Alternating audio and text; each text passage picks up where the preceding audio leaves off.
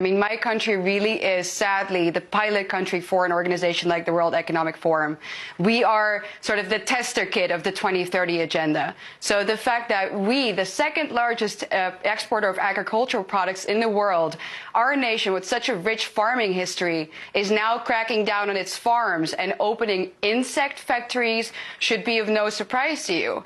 And, you know, this is not something that is just going to affect the food supply of the Netherlands. Like I said, we're the second largest exporter of agricultural products in the world after America. So this will influence the food supply worldwide. And we've spoken to farmers who said, well, this could lead to actual starvation if we're not careful.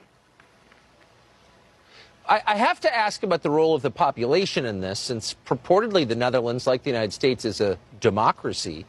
Do the people of the Netherlands want to eat bugs? Is this happening because there was a popular outcry, bring us more bugs?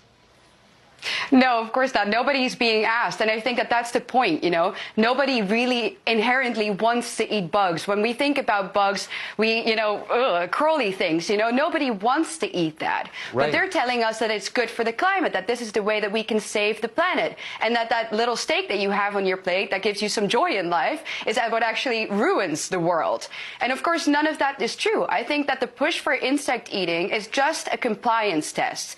Because our politicians know that when they control the food, they control the people. I mean, why not earthworms and rats, as long as you're humiliating people on purpose by making them eat repulsive things?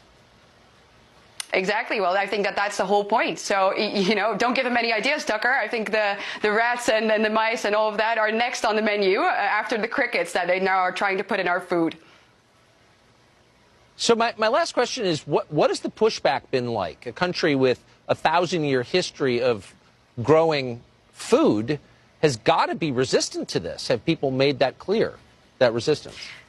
Yeah, absolutely. We've had massive protests. So our farmers' protests that you and I have been speaking about plenty of times now and that also have been featured in this documentary, they've been very successful. So we actually had elections just now in the Netherlands where a lot of people, actually the largest party was the Farmers' Party. So the Dutch people don't want to be eating insects. We understand that a traditional profession such as farming that we have been good at for centuries on end is not the cause of a modern day so-called crisis such as climate change. So no, the people know what they want. Right. We don't want to be eating insects. We want our steak. And as long as we, well, keep saying no to this insect push, we might still have a chance of eating it. But I really do feel like now is the time to say no.